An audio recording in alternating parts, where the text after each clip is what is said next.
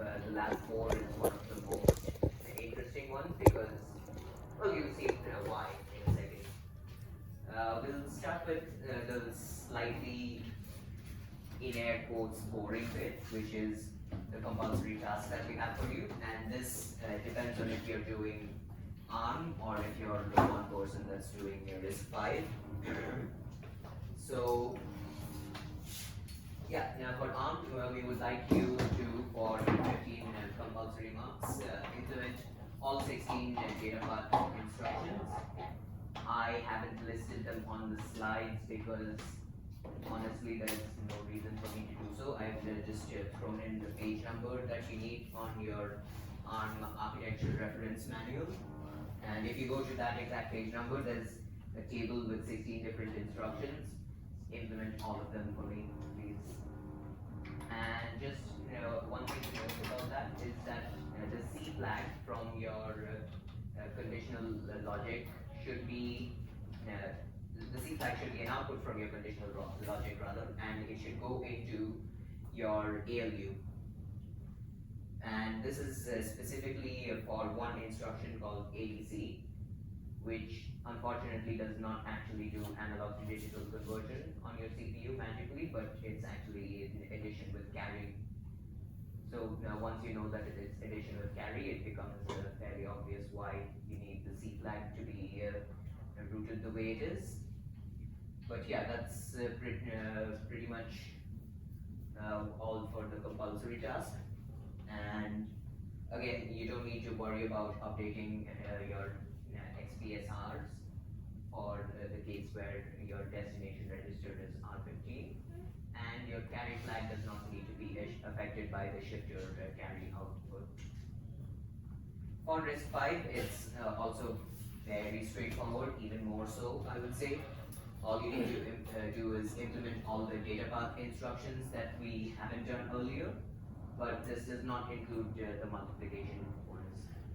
So things like XOR, XOR immediate, SLT, SLTU, SLTI, SLTIU, SLLI, SRLI, SRAI.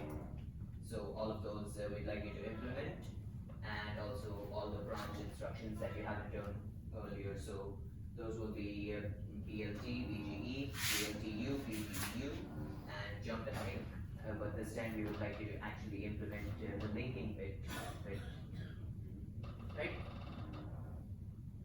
Is this bit clear for everyone? Any questions? Yes? No? Everyone gets roughly what you have to do for this bit? Yeah. It's fairly straightforward. If you have any questions, the wiki is slightly more detailed than this, but honestly, the question itself is not that complicated, and even implementing these shouldn't be a monumental task for you guys, especially after Lab 2 and Lab 3. It's just more of the same and slightly, I'd say just more of the same. Yeah. The interesting bit is this one. So these are the enhancements to your CPU that we would like you to do. So this bit is completely open-ended. For 10 marks, you get to do whatever it is that you would like to do. Of course, you need to do something that you can demonstrate, and you need to be able to show us that your enhancement actually enhances your CPU in some way. So you do need to craft a convincing demo, but we're very, very, very flexible on what exactly that demo is. You don't have to do everything that we suggest for you to get the full 10 marks. You can just maybe implement one of the ideas that we'll throw out here, and if you do it well enough, that would be worth 10 marks if you do it well enough in enough detail and with enough complexity. And these enhancements, they can be performance improvements or they can be new features.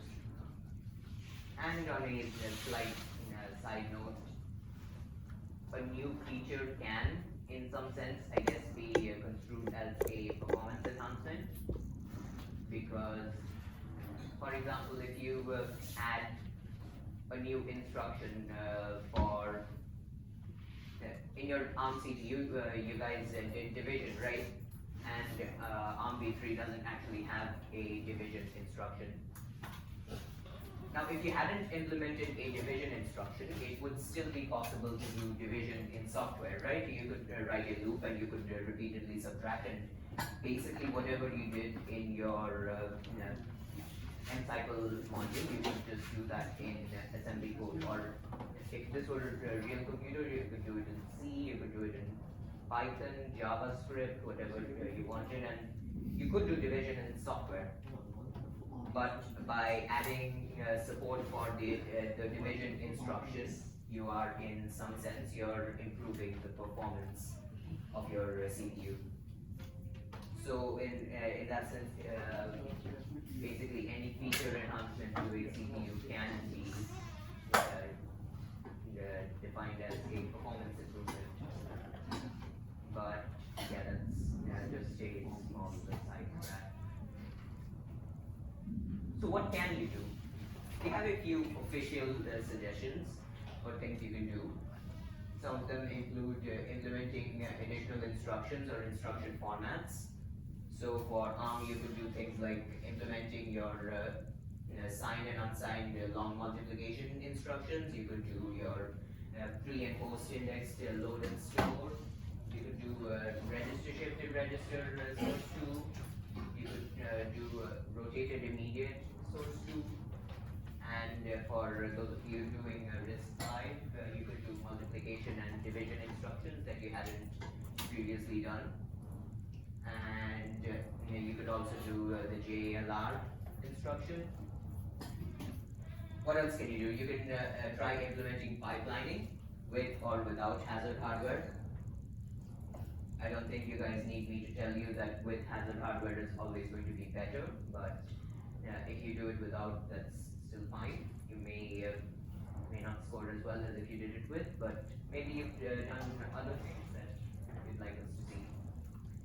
You could implement some form of exception handling or interrupt support, right? So it's actually not that difficult to wire in, for example, one of your push buttons from your board through your wrapper into your CPU as something that generates an external interrupt. And then you can also add support for interrupts in your CPU. For all of these, there's a little bit more detail on the wiki for specific techniques that you might want to use, especially for the pipelining. The wiki has some nice steps for you to follow that will really make the process a lot less painful for you.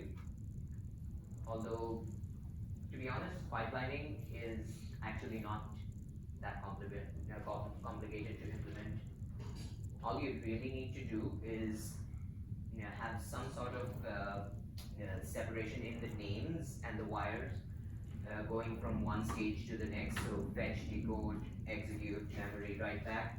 You would instead of having the same name for the wire going throughout your pipeline, you would just, for example, you might have name a wire externally immediate E for execute, or externally immediate D for decode. And that way you can code the wires going from one pipe stage to the next.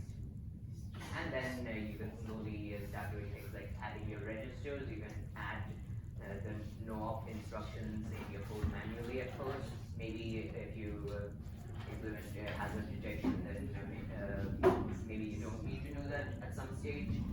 But yeah, the wiki really details all of this very nicely, and we do recommend you follow that if you want to do pipelining. And of course, if you have any ideas that aren't encompassed by these, then go for it. We don't care what it is that you come up with. Anything goes for this lab. So if there's any other ideas that you have for features that might improve your processor, then go for it, as long as you can justify it, as long as you can somewhat demonstrate, whether that's in simulation or better yet through the actual board itself. We're happy whatever you come up with. So a couple of the things that I know that people have done in previous years is branch prediction, which is actually quite complex. In the form that they did it, at least I'm fairly sure they did fairly complex branch prediction. And another one I know of is implementing floating point operations for floating point numbers, of course. And the reason I know that one is because that's what I did for mine. So yeah, that's just a couple more examples in case you need ideas. But basically anything you want to do, you can do for this one. We don't really care very much about what you do specifically. We just want you to have some fun with this one. We want you to explore what the different things that are possible in CPU design. We'd love for you to explore outside of what's been taught in the course, in the materials themselves. Maybe look into what's actually done on real CPUs and so on. So any improvement that you can think of, we'll probably accept it. If you really are doubtful that we will accept your improvement, just post your idea as a comment on the wiki, and we'll just let you know if it's good or not. But like I said, most likely it is. Submission details. This is pretty boring. This is exactly the same as before, except for one small detail. We'd like you to submit in week 12 and demo on. Oops, am I audible? Yes. We'd like you to demo in week 12 as well. The files you need to include are basically the same as always. Your .v or .phd files, which you have changed or created, your bitstream files, your assembly files, and the new one for this one is a PowerPoint file with 2 to 6 slides on the enhancements that you have made to your CPU. Doesn't have to be super detailed, just perhaps if you've implemented, let's say you did additional instructions, then a couple of slides detailing which instructions you implemented and why you chose those. Right? And as usual, just zip them all up, throw them onto Canvas, and you'll be good to go. Just make sure that the files that you use are exactly the same ones that you use for a demonstration. Okay. Any questions? I think this was fairly simple. Any questions, anyone? There being none, yeah, you go for it. Have some fun, guys. This one genuinely we really want you to have some fun and explore with this one. Show me something cool in 2 weeks, okay?